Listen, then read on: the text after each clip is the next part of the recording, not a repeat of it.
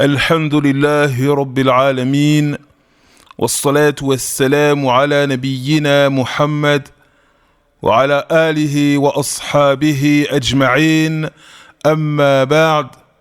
Mes très chers frères, mes très chères sœurs, Hafizakumullah, qu'Allah vous préserve, vous et vos proches, et qu'il raffermisse vos pas sur son droit chemin. يقول النبي صلى الله عليه وعلى آله وصحبه وسلم: من دعا لأخيه بظهر الغيب قال الملك الموكل به آمين ولك بمثل. رواه Muslim.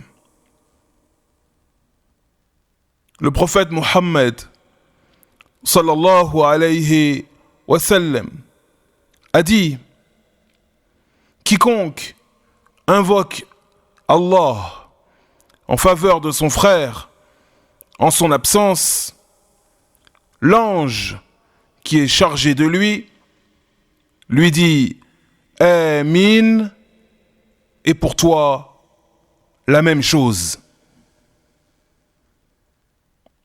Quiconque invoque Allah en faveur de son frère ou de sa sœur en son absence, l'ange qui est chargé de lui dit Amin, qu'Allah exauce ton invocation, et pour toi la même chose. Ce hadith, ce récit prophétique authentique rapporté par l'imam Muslim, se compose de peu de mots. C'est un hadith court. Il se compose de peu de mots. Mais néanmoins, ce qu'il englobe comme signification, ce qu'il englobe comme science, comme perle de guidance, eh bien, tout ceci est immense. Et le croyant se doit de méditer sur ce récit prophétique. Il se doit de méditer sur les termes, sur les mots qu'a employé le messager d'Allah sallallahu alayhi wa sallam. Il a dit: quiconque invoque Allah pour son frère en son absence ou de manière discrète, sans que la personne s'en rende compte, eh bien l'ange qui est chargé de cette personne répond Amin, qui signifie Oh Allah, accepte cette demande, et il rajoute Walaka bimithl, et pour toi la même chose. Mes très chers frères, mes très chères sœurs, parmi les caractéristiques uniques de l'islam, notre religion, le fait que le croyant authentique, le croyant véritable, c'est celui qui aime le bien pour lui-même et pour les autres de la même façon, de la même manière. Parmi les caractéristiques qui distinguent l'islam de tout autre système religieux ou politique ou philosophique, c'est le fait que l'adepte de l'islam, le croyant ou la croyante, aime le bien pour son frère ou pour sa sœur de la même manière qu'il l'aime pour lui-même. Car le messager d'Allah, le prophète Muhammad sallallahu alayhi wa sallam, a dit: La yu'minu ahadukum hatta yuhibba li akhihi ma yuhibbu li nafsihi. Rawahu al-Bukhari. Il a dit dans le hadith authentique rapporté par l'imam al-Bukhari, il a dit: aucun d'entre vous ne sera véritablement croyant tant qu'il n'aimera pas pour son frère ce qu'il aime pour lui-même. Aucun d'entre vous ne sera véritablement croyant tant qu'il n'aimera pas pour son frère en islam ou sa sœur en islam ce qu'il aime pour lui-même. Tu aimes qu'on te respecte, tu aimes la paisibilité, la sécurité, tu aimes que tes biens soient à l'abri, préservés, protégés, eh bien tu te dois d'aimer toutes ces choses pour ton frère en islam avec la même intensité que tu aimes ces choses pour toi-même. Tu aimes qu'on t'accueille avec un sourire, avec de bonnes paroles, eh bien tu te dois d'aimer ces choses de la même manière pour ton frère en islam. Ainsi, il est grandement recommandé aux croyants d'invoquer pour ses frères et sœurs en islam, de demander à Allah de les combler de bien, de demander à Allah de leur pardonner, de les couvrir de sa miséricorde divine, de leur accorder la guidance, la rectitude, la droiture. Ceci est grandement recommandé, car le croyant est le frère du croyant. Et le prophète Mohammed, sallallahu alayhi wa sallam, nous dit مثل المؤمنين في توادهم وتراحمهم وتعاطفهم مثل الجسد إذا اشتكى منه عضو تداعى له سائر الجسد بالسهر والحمى متفق عليه. Il a dit sallallahu alayhi wa sallam dans le hadith authentique rapporté par les imams al-Bukhari et Muslim, les croyants, dans leur rapport mutuel d'affection, dans leur miséricorde les uns envers les autres, sont comme un corps. Lorsque l'un des membres souffre, le reste du corps fait front en déclenchant insomnie et fièvre. Et ce hadith a été rapporté par les imams al-Bukhari et Muslim. Lorsque tu souffres d'une douleur forte, le reste de ton corps n'arrive pas à trouver le sommeil. Et si tu as une infection, quelque chose de grave, ton corps, pour se défendre, va déclencher de la fièvre. En d'autres termes, tout ton corps va être concerné par cette douleur qui se trouve dans l'un de tes membres, dans ton pied, dans ton oreille, dans ton œil, dans ta main, qu'Allah te préserve. Eh bien, les croyants se doivent d'être ainsi, les uns envers les autres. Et Allah nous dit dans le noble Coran, وَالْمُؤْمِنُونَ وَالْمُؤْمِنَاتِ بَعْضُهُمْ أَوْلِيَاءُ بَعْضٍ. Il nous dit dans la sourate At-Tawbah, verset 71, et les croyants et les croyantes sont alliés les uns des autres. Ainsi, le messager d'Allah, le prophète Muhammad, sallallahu alayhi wa sallam, nous dit من دعا لأخيه بظهر الغيب قال الملك الموكل به آمين ولك بمثل. Lorsque le croyant invoque Allah pour son frère, l'ange chargé de lui répond Amin, qu'Allah exauce ta demande et pour toi la même chose. Dans ce hadith, le messager d'Allah, sallallahu alayhi wa sallam, nous incite à invoquer pour nos frères et sœurs en islam. Il nous incite à invoquer pour eux, à demander à Allah le bien pour eux. Et il nous fait une promesse Il nous fait une promesse. Quelle est cette promesse? Eh bien, le bien que tu auras demandé à Allah pour ton frère ou pour ta sœur, ce bien, il te sera accordé à toi aussi. Telle est la promesse que nous fait le messager d'Allah, sallallahu alayhi wa sallam. En d'autres termes, non seulement ton invocation sera exaucée pour ton frère ou pour ta sœur, et en plus de cela, tu auras la même chose. Tu obtiendras la même chose. Par exemple, si tu demandes à Allah de pardonner, d'effacer les péchés, d'accorder sa miséricorde à tel ou tel frère ou telle sœur, eh bien, tu auras la même chose.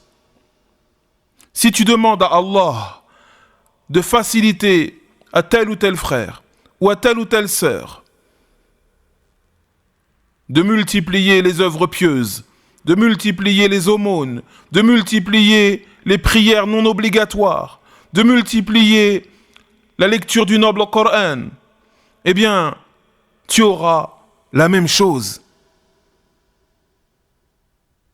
C'est assurément une promesse formidable, une promesse magnifique qui nous a été faite. C'est pour cela que le croyant ne doit pas se montrer avare d'invocations en faveur des autres. Le croyant ne doit pas se montrer avare d'invocations en faveur des autres.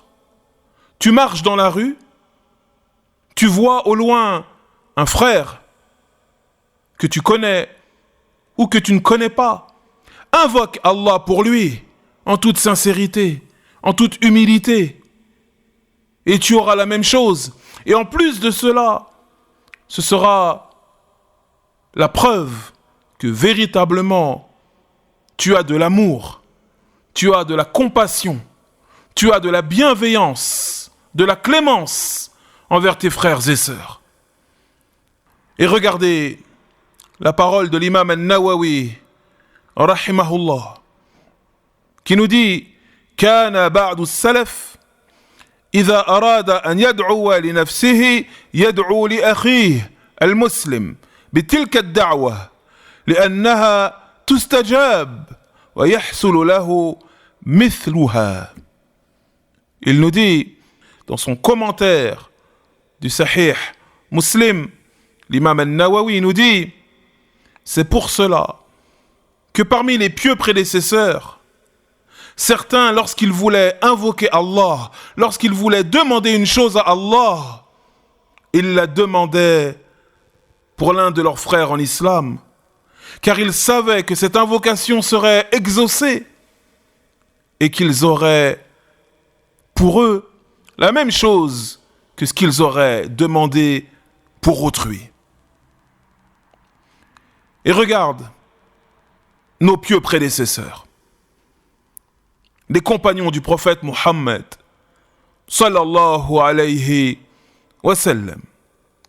Abdullah ibn Safwan, radiyallahu anhu, nous dit قدمت الشام فأتيت أبا الدرداء رضي الله عنه في منزله فلم أجده ووجدت أم الدرداء رضي الله عنها.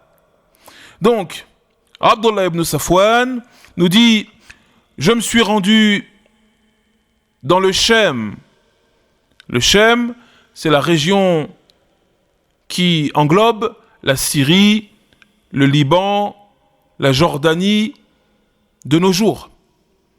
C'est cette grande région. À l'époque, ça s'appelait le Chem.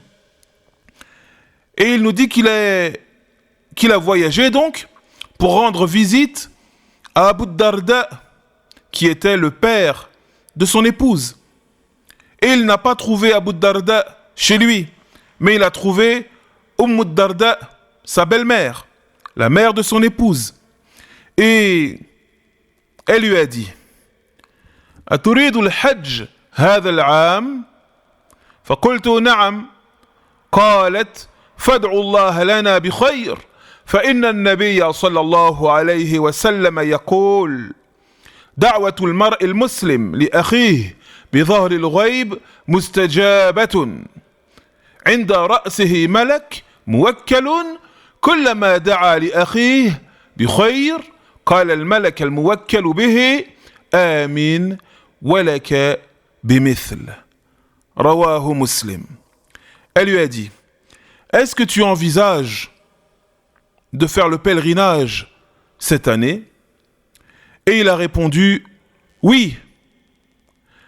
Elle a dit ensuite, alors invoque Allah pour nous, en bien.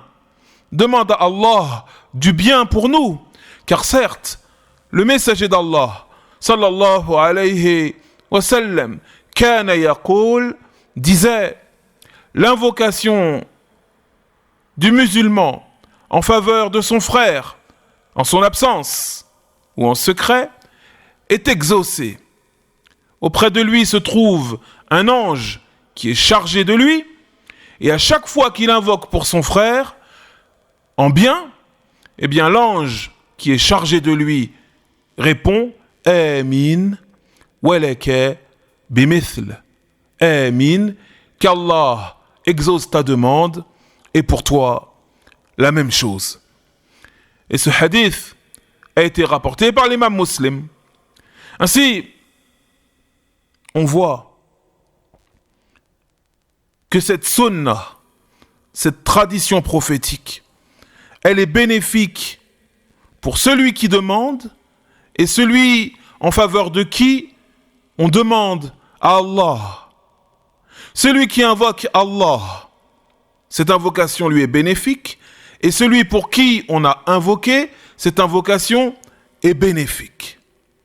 Et on revient au verset que nous avons cité précédemment, quand Allah nous dit dans le noble Coran وَالْمُؤْمِنُونَ وَالْمُؤْمِنَاتُ بَعْضُهُمْ أَوْلِيَاءُ بَعْضٍ.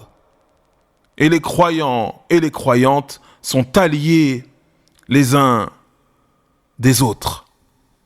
C'est pour cela, mes très chers frères, mes très chères sœurs, que le croyant ou la croyante, celui qui veut le bien pour lui-même et pour sa communauté, la communauté de l'islam, ce croyant se doit de multiplier les invocations en faveur de ses frères et sœurs, car c'est une œuvre pieuse, une œuvre de grande valeur, une action pour laquelle il sera récompensé par Allah subhanahu wa ta'ala.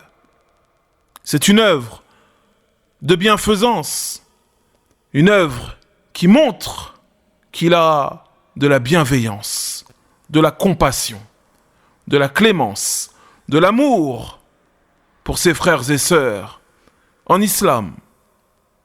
Et Allah subhanahu wa ta'ala nous dit dans le noble Coran Hal jaza'ul ihsan illa al-ihsan.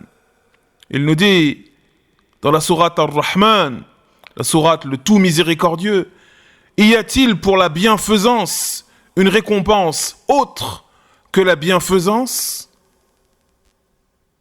Et assurément, ce croyant ou cette croyante qui multiplie les invocations pour ses frères et sœurs en leur absence, ou sans qu'ils ne le sachent, eh bien, c'est une personne qui a une moralité élevée.